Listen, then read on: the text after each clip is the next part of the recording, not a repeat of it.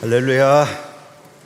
주님의 뜻을 이루시고 주님의 형상을 우리 속에서 이루어서 만민이 다 알게 할 날이 반드시 올 줄로 믿습니다. 오늘 더불어 성가대 찬양을 통하여 하나님 영광 받으시고요, 오늘 예배 말씀의 대로가 활짝 열린 줄로 믿습니다. 자, 오늘 구속사 시리즈 제8권 횃불 언약의 배경에 대하여 상고를 하도록 하겠습니다. 구사일생 지금 8권을 읽고 있을 터인데요. 자, 횃불 언약의 배경. 자, 횃불 언약. 사실 우리는 지금 횃불 언약 속에서 살아가고 있습니다. 그 횃불 언약은 바로 우리에게 주신 언약이고, 아브라함의 자손인 우리에게 주신 언약이고, 우리가 지금 횃불 언약 속에서 살아가고 있고요, 횃불 언약을 이루기 위해서, 성취하기 위해서 우리가 부름받았다고 그렇게 우리가 볼 수가 있는 것입니다. 이런 횃불 언약의 목적이 뭐냐? 이 횃불 언약의 이 목적을 우리가 이해하는 데 있어서 이 횃불 언약의 배경을 아는 것은 굉장히 중요합니다. 그래서 구속사 시리즈에서 이 횃불 언약의 배경에 대하여 우리에게 알려주고 계신 것이죠. 횃불 언약, 창세기 15장 1절 말씀 보면은 이후에 하나님께서 아브라함에게 나타나서, 이상 중에 나타나서 나는 너의 방패다, 그리고 너의 지극히 큰 상급이다 말씀하시죠. 그 말씀 자체가 횃불 언약의 내용에 해당되는 것입니다. 그러나 횃불 언약의 그 내용에 해당되는 그 말씀의 그 배경, 그래서 오늘 그 배경을 살펴보도록 하겠습니다. 자, 먼저 횃불 언약의 서원입니다. 창세기 15장 1절은 횃불 언약 체결을 위한 서원이라고 말할 수가 있어요.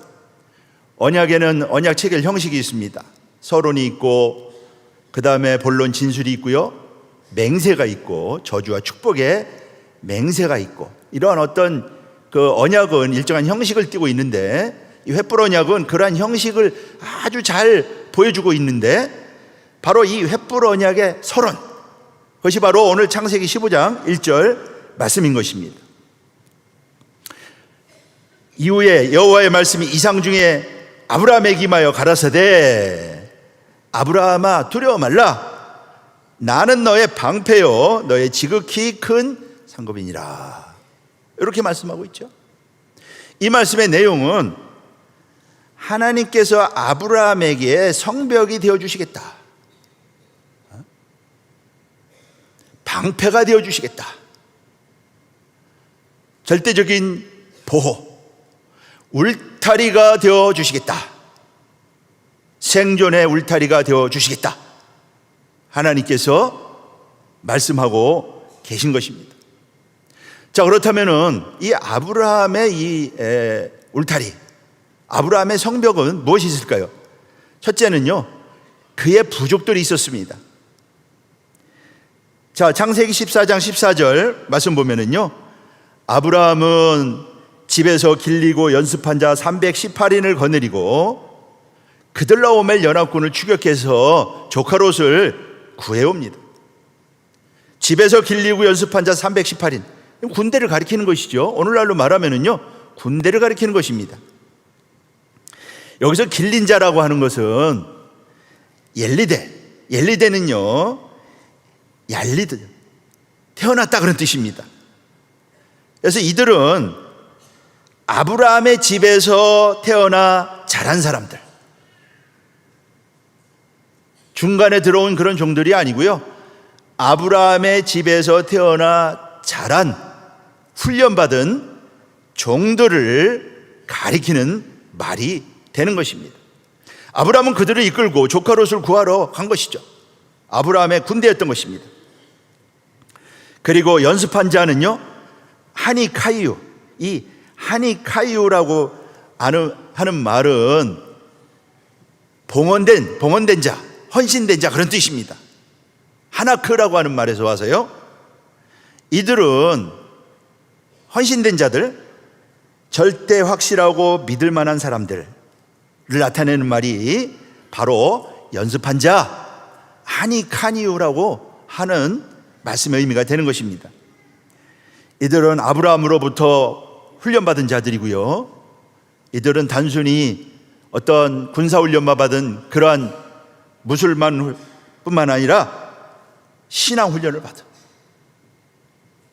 하나님의 지혜와 믿음으로 무장된 그러한 군사들, 그들이 바로 318인 가신들이었던 것입니다.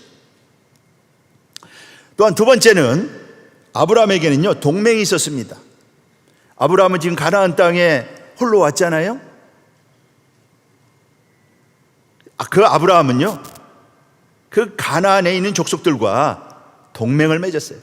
우리가 한미 상호 방위 조약 미국과 동맹을 맺은 것처럼요, 아브라함은 누구와 동맹을 맺었느냐? 마므레. 그 아모리 족속인 마므레, 에스골, 아넬, 이들과 아브라함은요, 동맹을 맺었던 것입니다. 가나안 땅에서 생존해 나가는 거 중요한 거 아닙니까? 자신을 지키고, 나라도 그 방벽이 무너져 보세요. 휴전선 무너져 보세요. 나라가 없어지지 않습니까? 아브라함은요, 동맹을 맺었던 것이죠. 이들이 조카 롯을 구할 때 같이 출전했습니다. 그들라오멜 연합군과 싸웠던 사람들이 바로 동맹이었던 것이죠.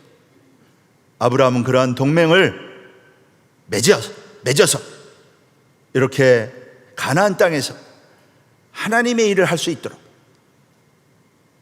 그렇게 자신을 지키고 울타리를 만들었던 것입니다. 그러나 가장 중요한 것은요, 하나님 자신이었죠. 하나님 자신이었던 것입니다.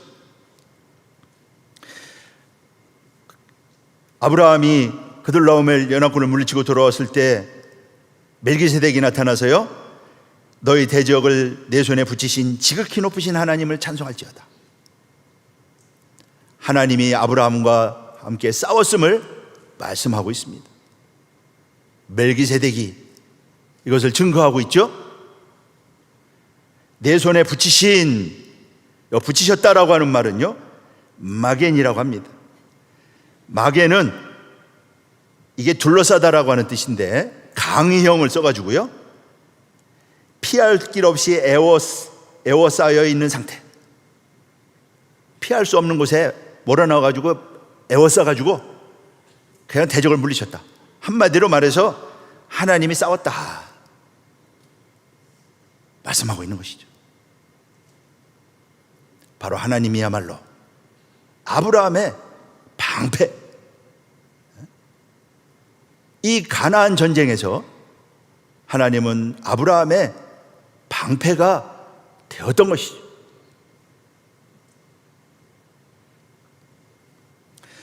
지극히 높으신 하나님께서 대적들을 피할 수 없는 자리로 몰고 가셔서 아브라함으로 하여금 승리하게 했다, 진멸하게 했다. 하나님이 싸우셨다. 하나님이 이스라엘 백성들 애굽에서 나올 때 애굽 군대와 싸우잖아요. 하나님께서 싸우셨음을 말씀하고 있는 것이죠. 자, 이 가나안 전쟁, 헤브론 역을 체결하기 전에 가나안 전쟁이 있었죠. 가나안 전쟁 후에 곧 이어서 하나님은 아브라함에게 나타나셔가지고요, 내가 너의 방패라 말씀하시면서 언약을 맺으십니다. 자, 가나안 전쟁은요, 가나안 5개국은 소돔과 고모라, 아드마, 스보임, 소알, 사해 그쪽에 있는 그 5개 나라와 그리고 동방 4개국은요, 신할왕, 엘라살, 엘람, 고임, 이러한 나라들과 벌인 전쟁이죠. 자, 이 가나안 5개국은요, 이 동방 4개국의 지배를 받고 있었습니다. 이런 것을 봉신국가라고 합니다. 봉신, 지배를 받는다. 옛날로 말하면은 19세기 때는 식민지죠, 식민지.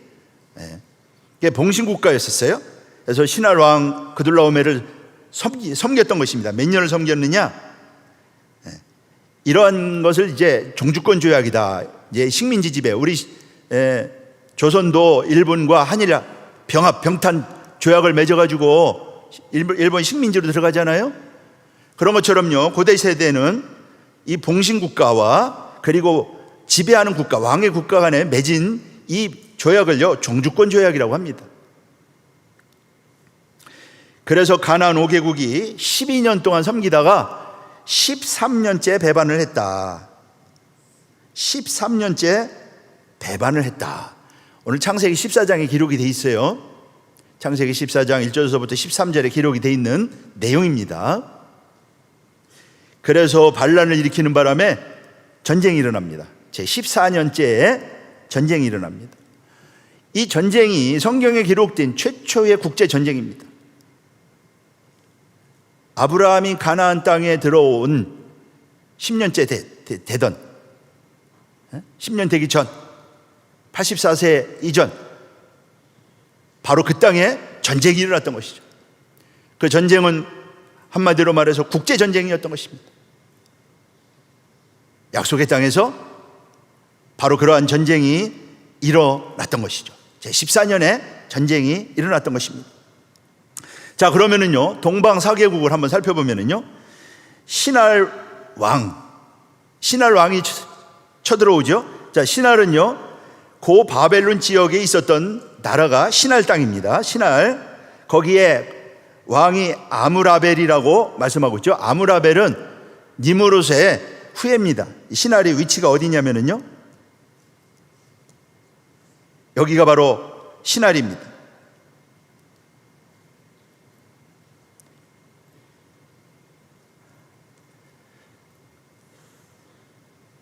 그 다음에 두 번째는요, 엘라살 왕은 바벨론하고 지금 이란, 페르시아의 중간에 있는 라르사라고 하는 곳. 이 라르사는요, 아주 전략적인 요충지입니다. 여기에 엘라살 왕이 아리옥입니다. 아리옥은 월신의 종이라는 뜻이고요. 자, 엘라살 왕이 이제 쳐들어오게 되죠. 그 다음에 세 번째가 이제 엘람 왕이죠. 엘람이 이제 주도적인 국가, 주도적인 국가였고요.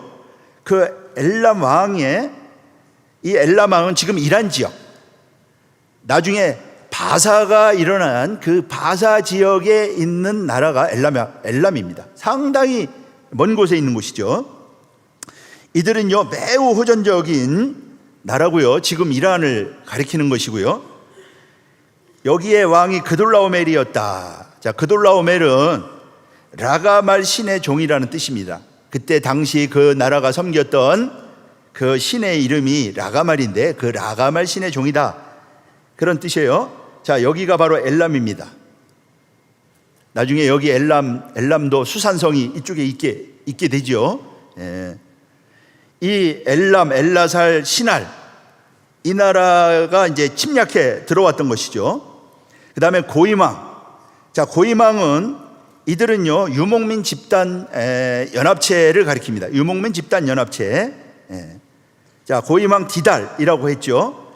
자, 이 동방 4개국이 이제 가나안 5개국을 침략해 들어온 것이 이제 가나안 전쟁.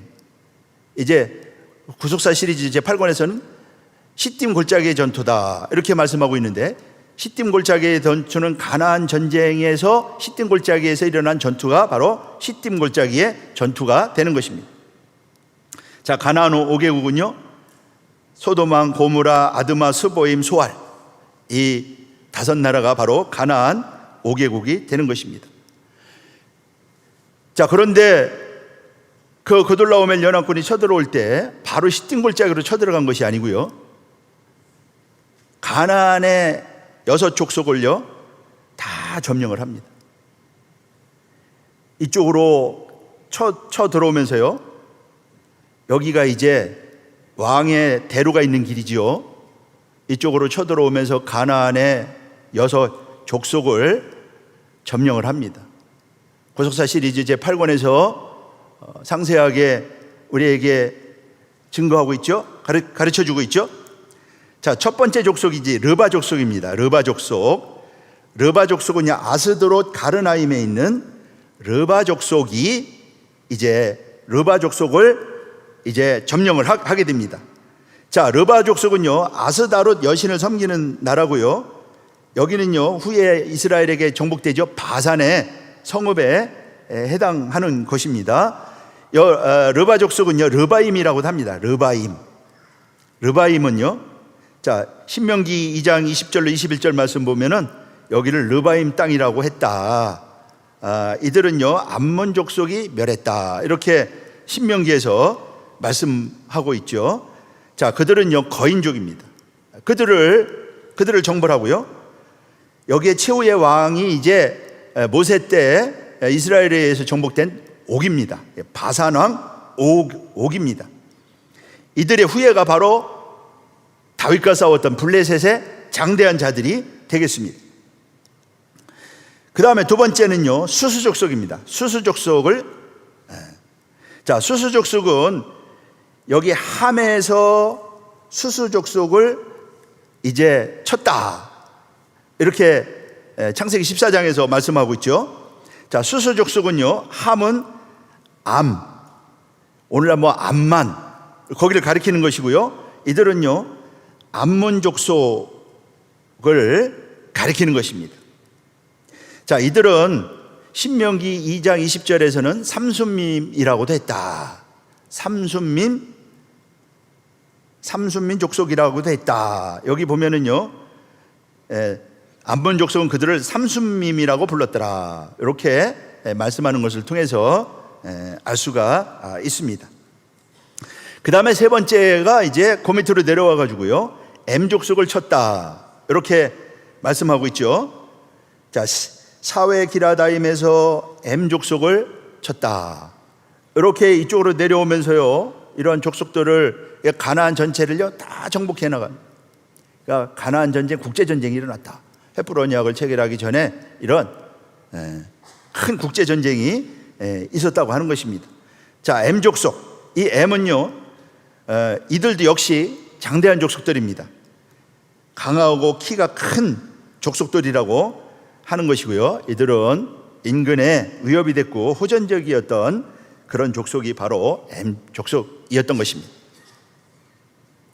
사회 기라다임, 여기는요 두 평원의 성읍이다, 그런 뜻을 갖고 있습니다. 자, 그 다음에 이제 그 밑으로 내려와 가지고요 호리 족속을 또 칩니다. 지금 동방연합군이요 호리 족속을 친다. 예, 호리 족속은 이들은요 동물 속에 사는 족속입니다. 동물 속에 사는 족속이다. 이처럼 이렇게 동물 속에 사는 족속이 바로 호리 족속입니다. 에돔 족속이 살기 전에 살던 족속이 바로 호리 족속이에요. 자, 호리 족속, 그래서 세일산의 원거민이다, 신명기 2장 12절에서 말씀하고 있고요. 이 호리 족속을 치고 이제 그 군대가요 엘바란까지 진출합니다. 엘바란까지, 다메섹을 거쳐가지고 엘바란까지 448km를 치고 내려옵니다. 이렇게 여기 엘바란까지, 이게 밑에까지 다 점령한 거죠. 여기 엘바란까지요. 여기 홍해에 있는 페르시아만에 있는 거기 엘바란까지요 다 점령을 했던 것이죠.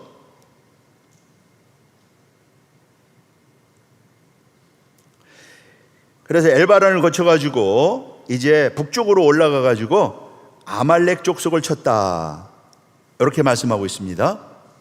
아말렉 족속, 엔 미스밧에서 아말렉 족속을 쳤다, 창세기 14장에 말씀을 하고 있는데, 여기는요 가데스를 가리킵니다. 가데스를 가리켜요.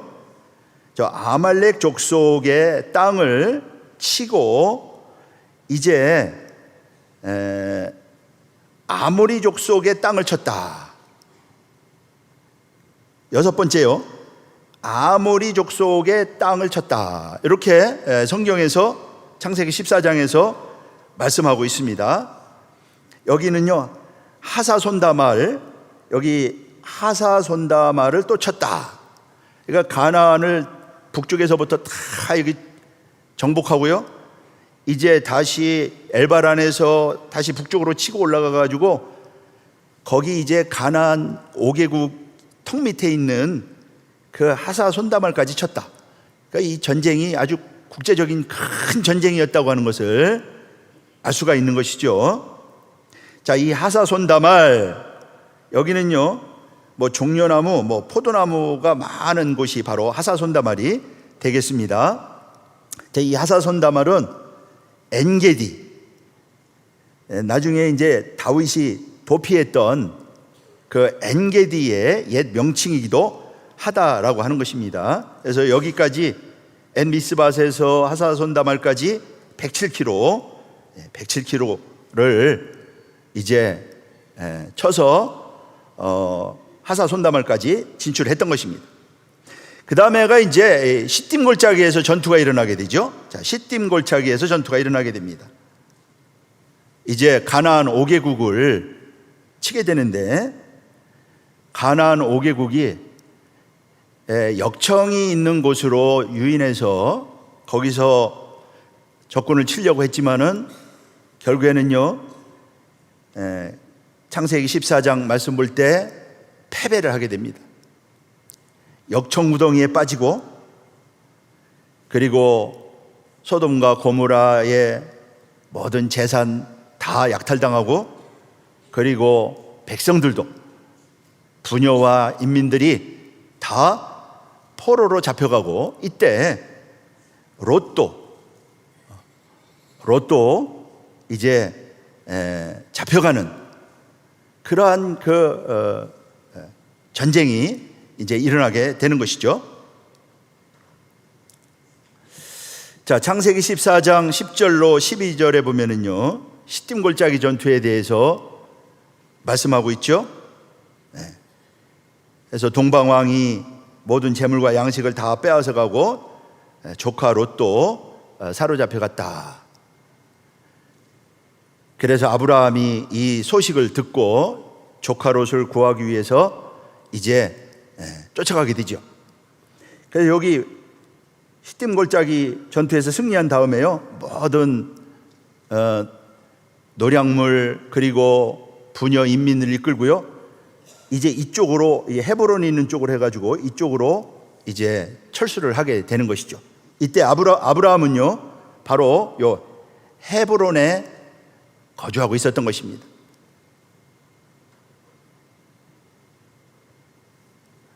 아브라함은 조카 롯이 잡혀갔다고 하는 소식을 듣고 가신들을 이끌고 아브라함이 추격을 하게 됩니다. 자, 아브라함이 어디까지 추격하느냐면요 단까지 추격을 합니다.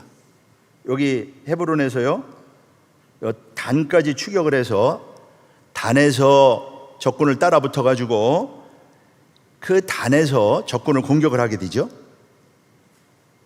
자, 창세기 14장 14절서부터 16절 말씀 보면은 아브라함이 조카에 사로잡혔음을 듣고 318을 거느리고 단까지 쫓아가서 밤을 타가지고 그들을 쳐서 파했다 말씀하고 있죠. 그리고 다메섹 좌편 호바까지 쫓아갔다 이렇게 말씀하고 있습니다. 헤브론에서 단까지는요 191km입니다. 191km, 당시에 고대의 191km 굉장히 먼 거리잖아요. 그리고 318명 가신, 거기다가 동맹군들을 이끌고 추격을 했습니다. 근데 마침내 단에 가서 그들을 따라잡고요 단에서 이 동방연합군을 공격해서 승리를 하게 되는 것이죠. 그런데 하나님께서 그들을 붙였다. 아브라함에게 그 군대를 붙였다고 성경에서 말씀하고 있는 것이죠.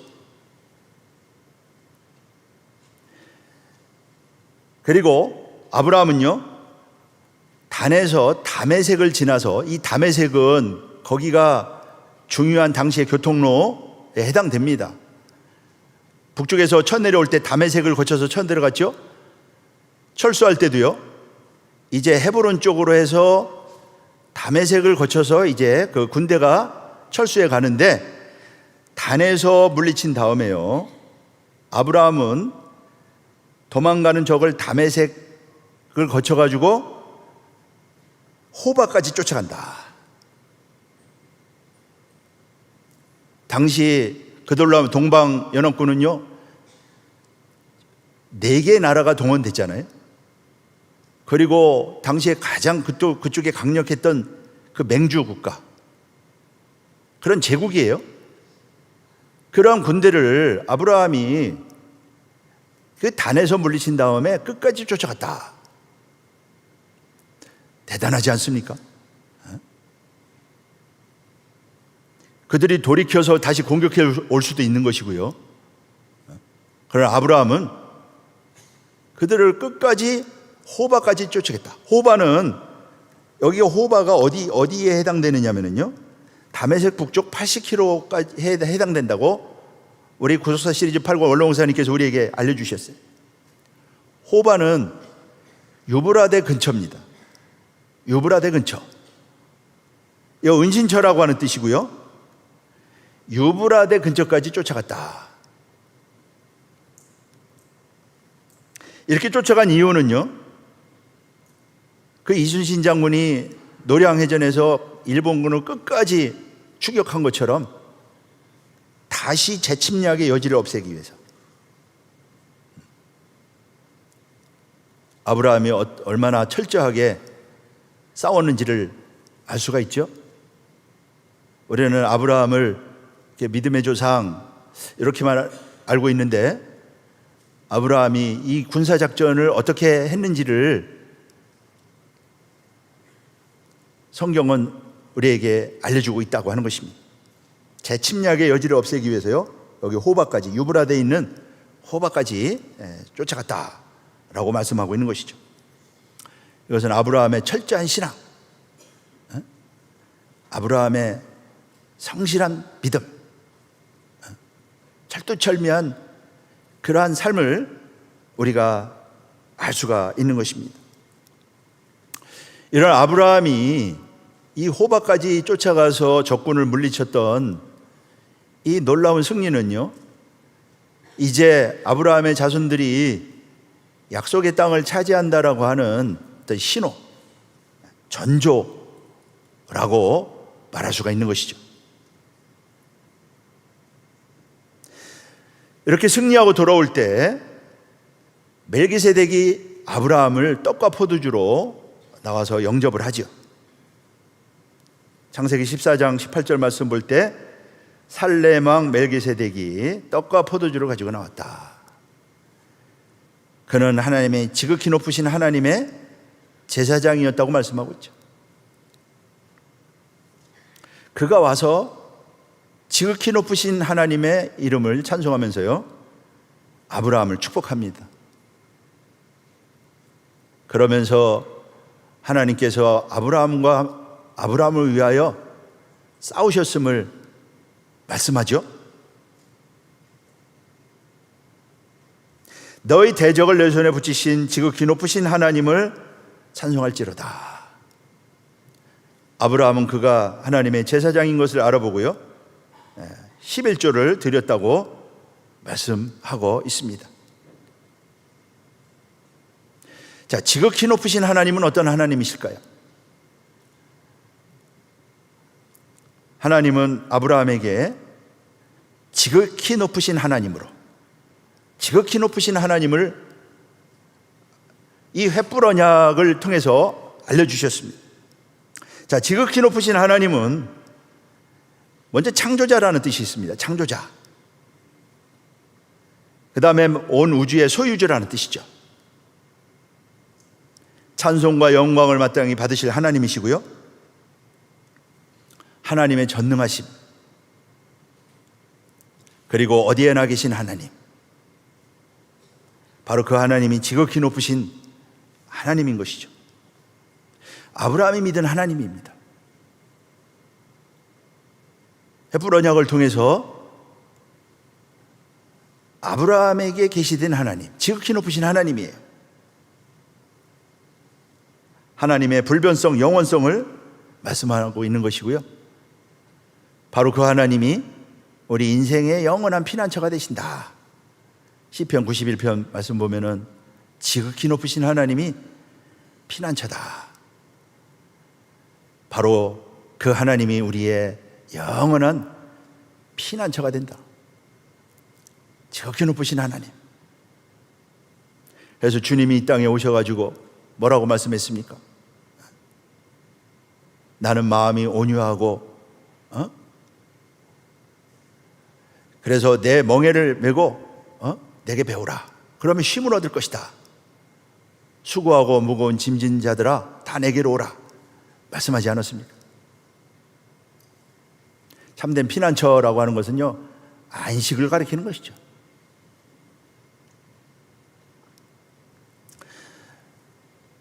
소돔 왕이 또한 나왔죠. 그러나 아브라함은요, 소돔 왕의 제안을 거절합니다.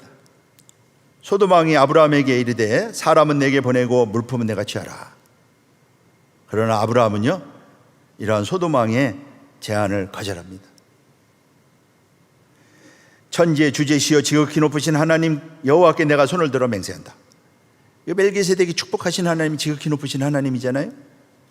그 하나님의 이름으로 맹세하면서요, 내가 신들매 하나라도, 신들매는 신발끈 아닙니까? 신발끈 하나도 취하지 않겠다. 아브라함은 그런 물질로부터 자유로운, 그 욕심이 없는, 욕심을 가지지 않는, 한번 생각해 보세요. 거기 출전해서 아브라함 때문에 다 그 소돔 고무라 아드마 소보임 그 물질 다 찾아왔잖아요. 사람뿐만 아니라 요구할 수도 있는 것이죠. 그러나 아브라함은요, 하나도 취하지 않았다고. 다만 동맹한 에스골 아넬 그들이 먹을 것만 그들에게 주라. 아브라함은 이러한 물질의 시험에 있어서 아주 깨끗한 모습을 보여주고 있다. 그런 빌미를 제공하지 않았던 것이죠. 우리 때문에 아브라함 부자가 됐다, 그런 말 안 듣도록 아브라함은 그러한 물질 관리를요, 아주 철저하고 깨끗하게, 거룩하게, 성별되게 하였다고 하는 것을 말씀하고 있고요. 성경은 굳이 이 말씀을 기록하고 있다라고 하는 것은 아브라함의 후손들이 어떠한 물질관을 가지고 어떠한 자세를 가져야 되는지를요, 우리에게 알려주고 있는 것이죠. 믿음의 사람은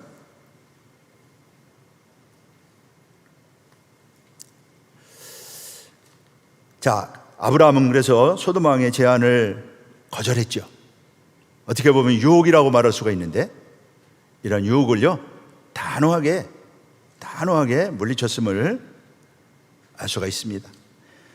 그렇다면 이러한 아브라함의 승리하고 돌아올 때 멜기세덱 만나서 11조 드리고, 그리고 소돔 왕의 제안을 깨끗하게 거절하고 이제 귀환하게 되죠. 아브라함의 승리는요, 지금 가나안 땅은 완전히 초토화가 됐습니다. 6.25 전쟁 때 부산까지 다 밀린 것처럼요, 가나안 땅이 완전히 초토화된 거 아닙니까? 장대한 족속들 다 점령당했습니다.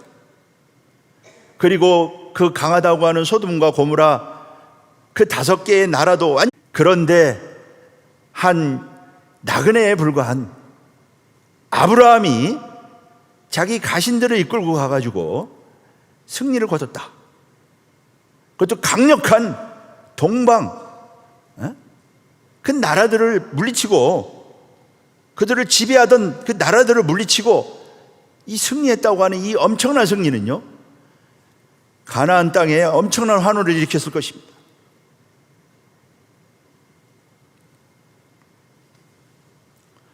얼마나 큰 기쁨을 주었을까요? 이러한 아브라함의 승리는, 아브라함은 뭐 전쟁이 일어났다고 싸운 게 아니고요, 조카 롯을 구하러 갔어요. 자, 이 아브라함의 승리는 롯의 실패를 보여준다. 롯은요, 거기가 죄악의 땅임에도 그걸 알매도 불구하고 거기를 들어갔습니다. 소돔과 고모라가 주는 그러한 그 물질적인 거기에 마음이 끌려가지고요, 거기가 죄악의 도시임을 알매도 불구하고 롯은 소돔으로 갔습니다. 그러나 거기서 그는요, 실패하고 말죠. 포로로 잡혀갑니다. 이것은요, 하나님의 뜻을 최우선으로 생각하지 않는 인간적인 판단은 실패할 수밖에 없다. 결국에는 수치와 패망을 가져온다고 하는 것을 보여주고 있는 것이죠.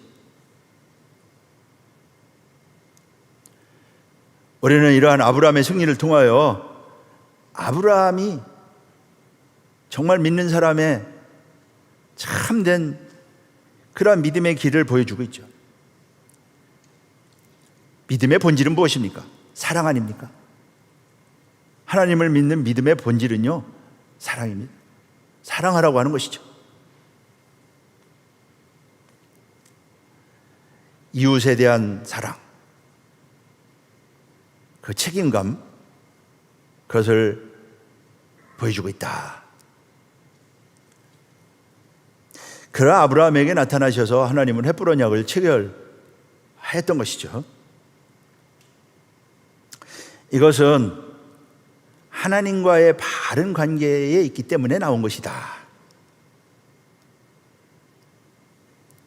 하나님과의 바른 관계, 이걸 의라고 하잖아요. 의.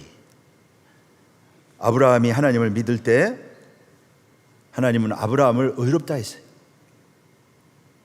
그 의가 바른 관계죠.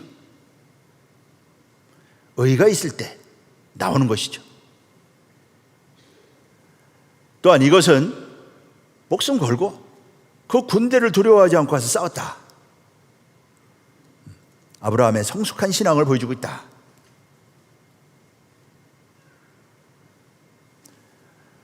가나안 일대에 안긴 큰 쾌거가 되겠죠. 가나안 족속들이요, 가나안 땅에 사는 백성들이 크게 환호했을 것이다. 패전의 수치와 좌절을 가진 가나안 땅에 다시 긍지를 찾아주고요, 큰 희망을 찾아준 것이 바로 아브라함의 승리였고요. 바로 그 승리를 가져다 주신 분이 아브라함이고 하나님이시고, 왜? 하나님이 싸우셨으니까. 아브라함의 하나님이 우리의 하나님인 줄로 믿습니다. 그리고 우리는 아브라함의 자손이죠. 아브라함 같은 하나님을 믿는 하나님의 자녀들인 것입니다. 우리가 주님의 형상을 이루어 달라고 찬양을 했는데, 주님의 형상을 이루는 것이 바로 아브라함의 자손이죠.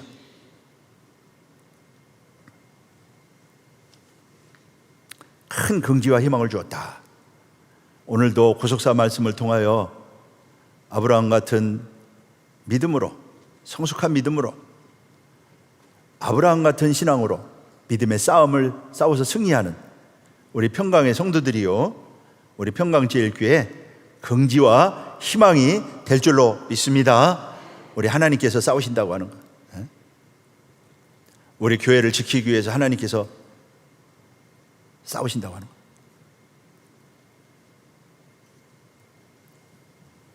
이 횃불 언약의 내용 속에요, 왜 하나님이 이스라엘을 위해서 싸우시느냐,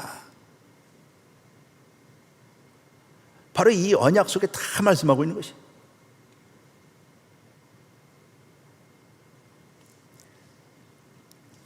결론을 맺도록 하겠습니다. 자, 횃불 언약의 목적을 잘 보여주고 있다. 오늘 이 배경은 횃불 언약의 목적을 잘 보여주고 있다. 자, 횃불 언약의 목적은요, 강대한 나라를 이루는 것입니다. 강대한 나라를 이루는 것. 횃불 언약의 목적이에요. 자, 아브라함은 강대한 나라가 될 것이다. 창세기 18장 18절. 물론 이삭을 주시겠다 말씀하신 다음에 하나님께서 아브라함에게 소돔으로 가기 전에 하신 말씀이죠. 아브라함은 강대한 나라가 될 것이다. 이것은요, 언약의 목적이기도 한 것입니다. 강대한 나라는 영원한 생명을 누리게 하는 영원한 성벽이 바로 강대한 나라라고 하는 거예요.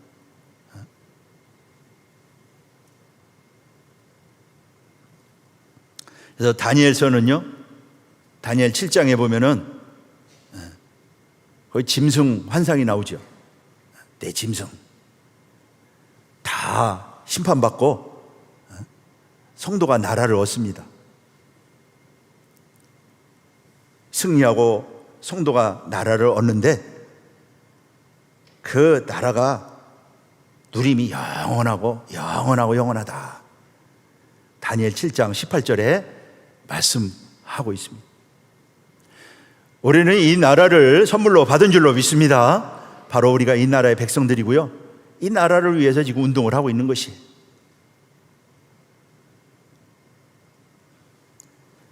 그래서 하나님이 영원한 성벽이 되신다고 하는 것을 횃불 언약을 말씀하고 있는 것입니다. 시편 125편 2절에 말씀하고 있죠. 스가랴서에서는요, 하나님께서 불성곽이 되실 것이다, 성벽이 되실 것이다 말씀하고 있는 것이죠. 두 번째는요, 천하만민이 복을 받는 것입니다. 천하만민이 복을 받는 것이다. 창세기 18장 18절이 말씀하고 있죠. 천하만민은 아브라함을 인하여 복을 받게 될 것이 아니냐. 이 천하만민이 받는 복이 무엇입니까? 갈라디아에서 정확하게 말씀하고 있죠. 모든 이방들이 믿음으로 의롭게 되어 구원을 받는 것, 아브라함의 자손이 되는 것, 그게 아브라함의 복이라고 말씀하고 있죠. 천하만민이 받는 복이다. 구속사 복음을 통하여 천하만민을 구원하는 것, 택한 자를 구원하는 것, 아브라함의 복이죠. 믿음으로 말미암아 의롭게 되고 하나님의 자녀가 되는 것, 아브라함의 복입니다. 갈라디아서 3장 8절로 9절이 말씀하고 있죠. 우리는요, 이 천하만민의 복을 받은 줄로 믿습니다. 뿐만 아니라 또 이 천하만민이 복을 받을 수 있도록 이 복을, 천하만민에게 복을 전하는 것이 또 우리의 사명이고요.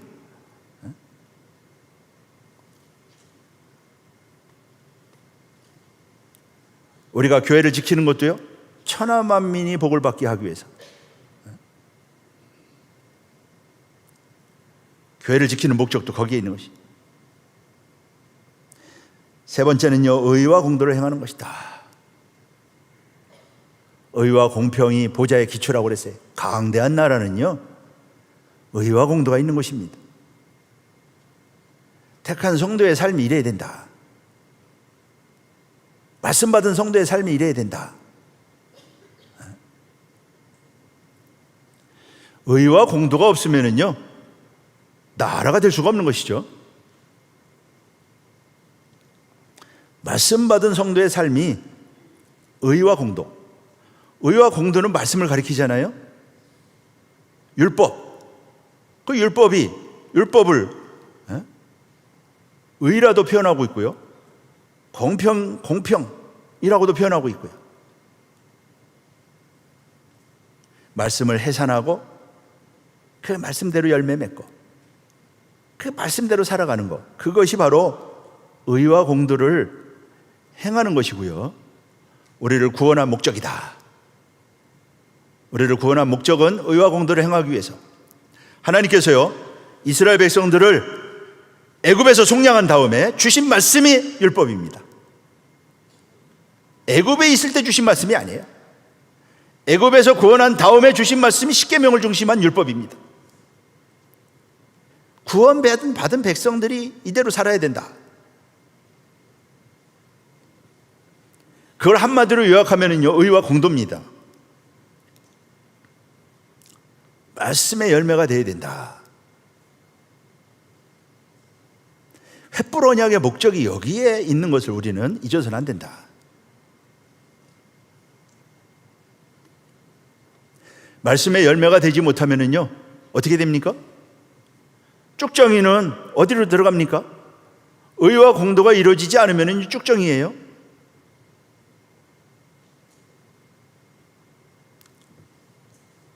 그러므로 우리는 다시 한번 우리는 횃불 언약 속에서 살아가고 있다. 지금 의와 공도를 행하는 백성들이 되어야 된다. 의와 공도는요, 구원받은 백성만이 가능한 것이고, 의와 공도는 사람의 힘으로 되는 것이 아니고요, 주님께서 말씀하신 대로 그러면은 어떻게 부자가 천국 가기 어렵다고 하니까 어떻게 누가 천국 갑니까? 하나님은 하신다. 은혜가 하는 거예요, 은혜가. 우리에게 이 말씀을 주신 것은 바로 의와 공도를 행하는 백성, 아브라함의 자손이 되게 하기 위해서 우리에게 이러한 말씀, 구속사 말씀을 들은 사람들이 깜짝깜짝 놀라잖아요. 아니, 성경에 이런 말씀이 있느냐고. 그동안 이 말씀을 우리가 몰랐다고 말이에요. 목회하시는 분들은 내가 목회를 지금까지 잘못했다, 뭐 이렇게 생각하시면서요,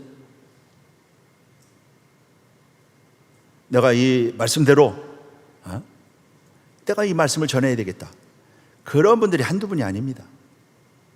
그런 말씀을 우리에게 주셨어요.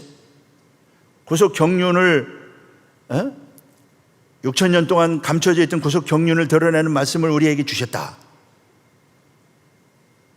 그냥 알라고 주셨을까요?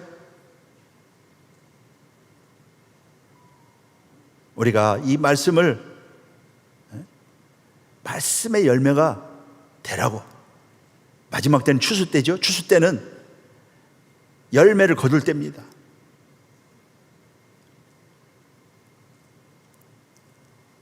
그 열매를 거두라고, 열매가 되라고 우리에게 말씀을 주시고 또 말씀을 맡겼다라고 하는 사실을 우리 잊어서는 안 된다. 점점 더 구속사의 시계는 마지막을 향하여 가고 있습니다. 어제보다 오늘 더 가까이 왔습니다. 마지막 날은 정해져 있습니다. 언젠지는 모르지만 정해져 있다고 하는 것은 확실합니다. 그러면 어제보다 오늘 더 가까웠어요? 내일은 더 가까이 갑니다. 시간이 점점 줄고 있는 거예요.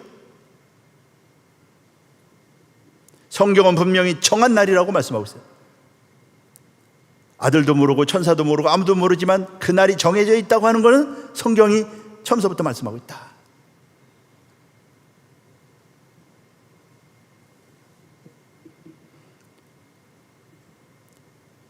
저는 세미나 나가서 강의할 때마다 강하게 느껴지는 것이 있습니다. 점점 그날이 점점 가까워 오고 있다라고 하는 그 느낌, 끝을 향하여 가고 있다, 끝을 향하여 가고 있다고 하는 이 강렬한 느낌,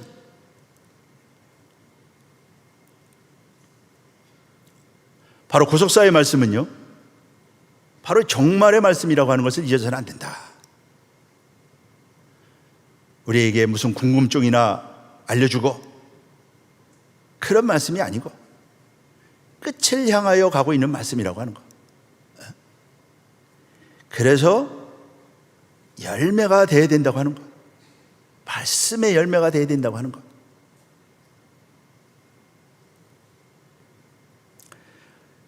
아브라함을 부른 목적이 의와 공도를 행하려고, 그러니까 이때 이미 아브라함에게 종말을 선포하고 있는 것입니다. 끝을 말씀하고 있는 것입니다.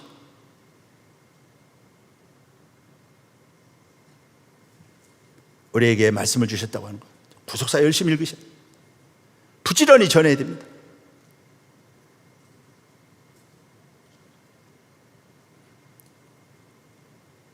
어느 순간 문이 닫힐 때가 온다. 열매를 요구할 때, 가을이 되면 열매가 되지요. 열매가 안 되면 어떻게 됩니까? 쭉정이가 됩니다. 둘 중에 하나예요.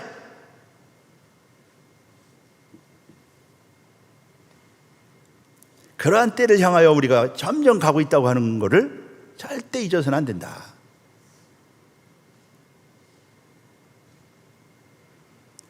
그리고요, 마지막으로 아브라함이 어떻게 이렇게 굉장한 그러한 믿음의 용기를 보여주고 있느냐, 담대한 그런 믿음을 보여주고 있느냐. 하나님을 믿기 때문에. 하나님을 아는 백성은 강하다라고 하는 것입니다. 하나님을 아는 백성은 다니엘 11장 32절이 말씀하고 있죠. 구속사를 통해서 하나님을 아는 백성, 우리 평강의 성도들은요, 아브라함처럼 강하고 용기 있는 믿음의 사람들인 줄로 믿습니다. 근데 아멘 소리가 아주 그냥 뭐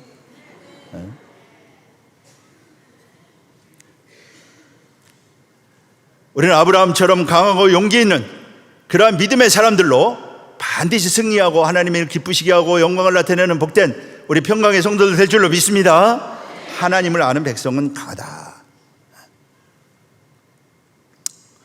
그래서 오늘 다시 한번 횃불 언약의 배경, 이것은요, 횃불 언약의 본질, 횃불 언약의 목적, 이 중요한 것들을 우리에게 알려주고 있는데, 오늘 이 말씀을 통해서 깨닫고 아브라함 같은 그러한 믿음의 사람들이 되어서요, 마지막 때 하나님의 마음을 아브라함처럼 시원하게 하고 기쁘게 해드리는 복된 우리 평강의 성도들 모두 되시기를 주님의 이름으로 축복하겠습니다. 살아계신 아버지 감사합니다. 오늘도 횃불 언약의 배경을 통하여 귀한 말씀으로 축복하여 주셨사오니 우리 모두 아버지 하나님이여, 아브라함 같은 성숙한 신앙, 아브라함 같은 열매 맺는 신앙, 아브라함 같이 하나님의 마음을 기쁘게 하고 용기 있는 믿음으로 승리하는 복된 우리 평강의 성도들 모두가 될 수 있도록 축복하여 주시옵소서. 이러한 구속사 말씀을 우리에게 주신 것은 우리를 통하여 열방의 복을 전하라고, 아브라함의 복을 이렇게 전하기 위해서 우리에게 구속사 말씀을 맡겨주셨사오매 온전히 아버지 하나님이여 이 말씀을 전하여 아브라함의 복이 열방에 편만하게 전해지는 사명을 이루는 복된 우리 교회가 될 수 있도록 축복하여 주시옵소서. 기도한 대로 이루어 주실 줄로 믿고 확신합니다.